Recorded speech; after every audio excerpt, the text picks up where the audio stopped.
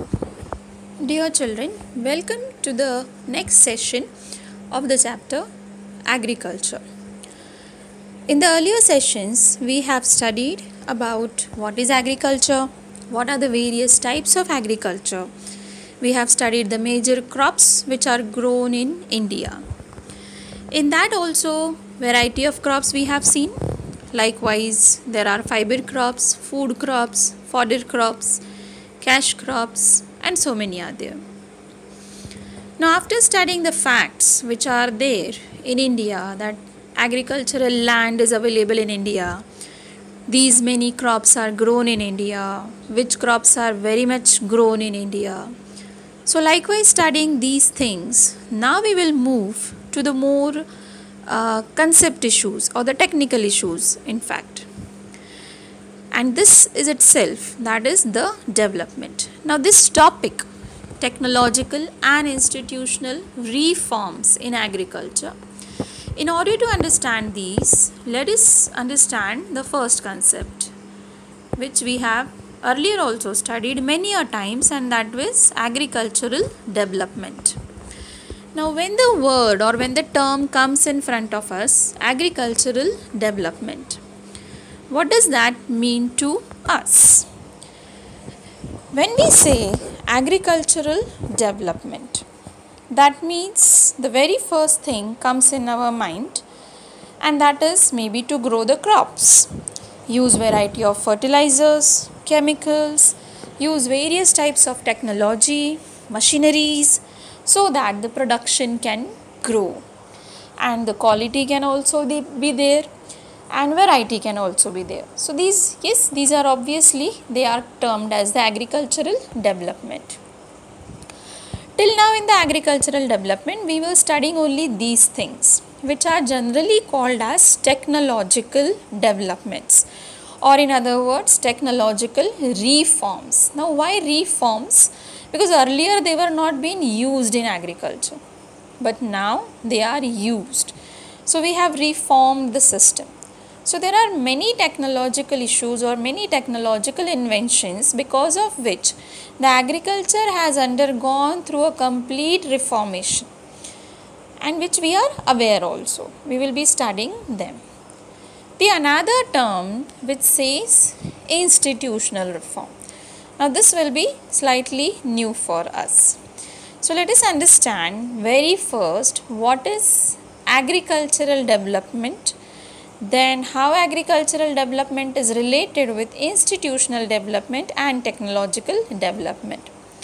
With technology, it is directly connected, that it is developing the crop production and hence it is bringing the agricultural development. But when we say the another term, that is institutional developments and all, this is more related with the farmer's benefit, right? So any policies or anything which is making the benefit of the farmer, that will be termed as the agricultural, that is institutional development, it will be called as. Now, why do we need to have such kind of technical and institutional reforms? There are many reasons. Very first, like agriculture in India is not a new thing. We have that in India, agriculture has been practiced since many years, thousands of years. That is our main activity. And hence we have to develop the agriculture actually. We have to increase our production so that the country's benefit will also be there. And we have to develop it because there are many people who are dependent on it also. So this is our first economic activity, and hence we need to make or we need to have some kind of technical and institutional reforms. Second, like sustained uses of land without compatible techno-institutional changes, they have hindered the pace of agricultural development. Let us clear with this statement more. Sustained use of land. Now, how the land can be used sustainably? Obviously, if we reduce the use of chemicals, fertilizers, over irrigation, but then on the another hand, if we are not using this, then our production will also be not so good. Hence, if we go with sustained use of land without the use of any technology or any institutional changes, what will happen? This will hinder the pace of our agricultural development. Hinder, that means it will obstruct our development actually. That is agricultural development. It means it's the time's need basically. At present time, we have to go ahead with some kind of technological and institutional developments in agriculture. Otherwise, we will not be able to fulfill our demands or the food security cannot be occurred. Moreover, more than 60% of our India's population is engaged in agriculture. And if we want their benefit, then definitely we have to use the technological and institutional reforms. Moreover, in India, many people are still dependent on the natural fertility and the monsoon. Now, in this monsoon and there are agriculture, like in India, irrigation facility has not reached to many places till now. And hence, we have to go ahead with technological and institutional reforms. And our most important thing, that is the growing population. So, in order to fulfill the demands of the growing population, it has become urgent or necessary to go ahead with the techno-institutional development. That means technological and institutional developments are needed. Now, let us see one by one what are institutional reforms. If I want to define, it is the process of reviewing and restructuring state institutions. Institutions here you can go ahead like the training centers to the farmers, or institutions those who are taking care of the farmer, those who are giving them the loans, or those who are taking care of the farmer, especially the farmer, right? Not the production but the farmer. He should get the good price, he should get the good amount of returns also, the product should be sold at a proper price. Likewise, ensuring all these things, that means for the benefit of the farmer, these all things will be included in the institutional reforms. So that they respect the human rights, they preserve the rule of the law and are accountable to their constituents. That means like they should be respected, they should get the proper returns and all. Like farmer's job, many a time, how many of us want really to become a farmer? So why? Because there are many problems also. So whatever problems we know, that they are poor, they are not getting the returns and also all these issues related to the farmers. So when the government or when somebody is taking care of them and making some changes, all these for the benefit of the farmer, they will be termed as the institutional reform, because this is very much important. Technological reforms we are all aware, but then institutional reforms are also important. Otherwise, handful of farmers will be left out. If the farmer is not ready to do the farming, how then the agriculture will go ahead? Hence, when we say agricultural development, it is not only increasing the production, but the care also has to be given to the farmer.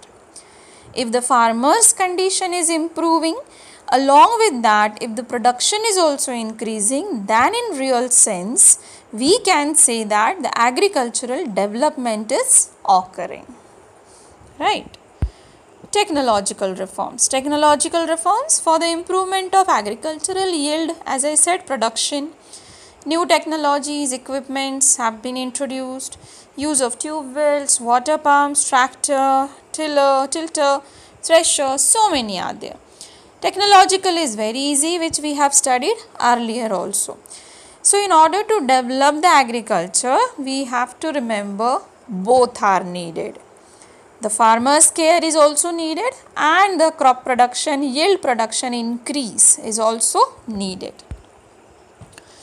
Let us begin with few institutional reforms. We will not cover all of them in this session.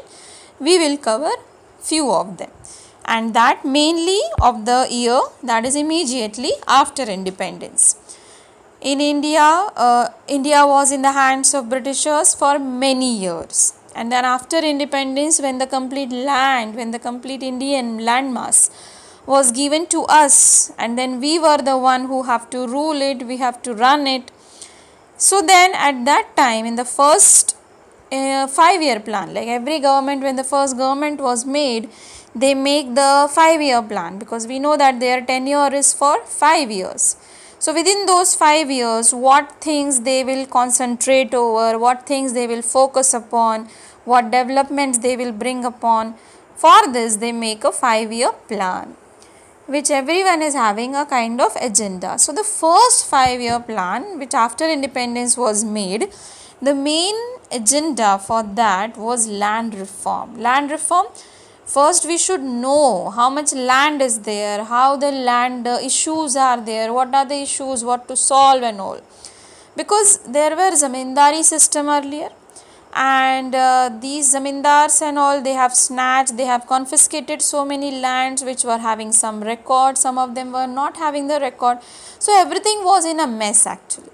So in order to make all the records of the land and everything perfect, their concentration was on the land reform, that how much land is there, how it is distributed, which is disputed land, whether it is farmer land, whether the person is having the proper things or not. Likewise, land reform, and that was of course a big task, so it took 5 years. In that, certain policies were there, like first collectivization, second consolidation of holdings, third we have cooperation, and then we have the abolition of zamindari. We will study the last two first, of abolition of zamindari, which we are all aware, a very we can say that unjust or unjust system was there, zamindari system, in which many of the farmers, they lost their land. So the land distribution was not done properly in the zamindari system. Hence, very first thing the government has done, that they have abolished the zamindari system, because there were many farmers who were suffering like anything just because of this zamindar, and for the benefit of the farmer, they have removed the zamindari system. Then they have started cooperation. Cooperation here is like cooperative societies. Likewise, we have cooperative societies are there, cooperative banks are there. It means cooperative, as we are aware, that few people, they come together and then they finance the people also, and these are something like what work they do. They can give them the guidelines also, they can give them the finance, they can give them the loan too, and that too at a very low rate of interest. Right. So likewise, the cooperative system was started. It means not only government, but then even the cooperative, a group of people can also lend the money to the farmers. Cooperative system was started. Then we have the major thing, that is collectivization. Now let us see what is collectivization. It was a policy of forced consolidation of individual peasant households into collective farms, and these collective farms are also called as kolkhozes. Kolkhozes is nothing but the farming land actually, and this we have followed from actually the Soviet government, which you have studied in history also. So collectivization, that means the land was distributed, and then to collect the records of the complete land first of all, and the lots of fragmented land, they have then made a second part of that, which will be consolidation of holdings, in which they have made the land compact. It means if there are too many small pieces of land, so if we grow on those pieces, it will be of no use to the farmer. So then they have collectively started growing. So it means if a big piece of land is there and if it is fragmented, they will better actually grow collectively. We have a part of this itself, consolidation of holdings also. It is a planned readjustment and rearrangement of fragmented land parcels and their ownership. It is usually applied to form larger and more rational land holdings. And land consolidation can be to improve, this is important, to rural infrastructure and also to implement the developmental and environmental policies. Consolidation, it means like fix, they have fixed the part of land, that this much amount of land will be cultivated, it will not be fragmented. Like individually it may be fragmented, but then for growing purpose, agriculture purpose, it has to be a single piece of land. Then only the profit margin will be there, otherwise these small pieces will not be able to. Like this is the main issue because of which consolidation and collectivization was needed.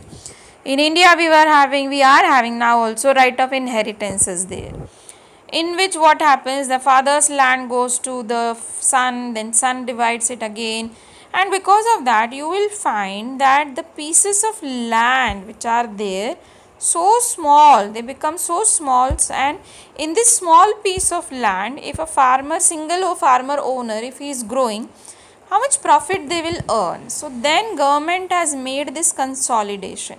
Now consolidation, it means what? In which of course that they will consolidate this whole piece of land. So this will not be grown separately, it will be grown as a complete whole. So obviously if we grow on small pieces, and if we grow in such a huge amount of land, the crop production will also be good and the profit margin will also be there. So this is what of course the consolidation of holdings and the collectivization, because of to rectify the mistakes which were there earlier before independence. We have seen only the institutional developments, and that too after independence. Immediately there are phases in which the various technical and institutional developments has occurred. Now this session we have done only the part which is immediately after independence. So immediately after independence, which activities, which institutional developments has occurred? Collectivization, consolidation of holdings, cooperation was introduced, and the zamindari system was abolished. So this was for today's session. Thank you.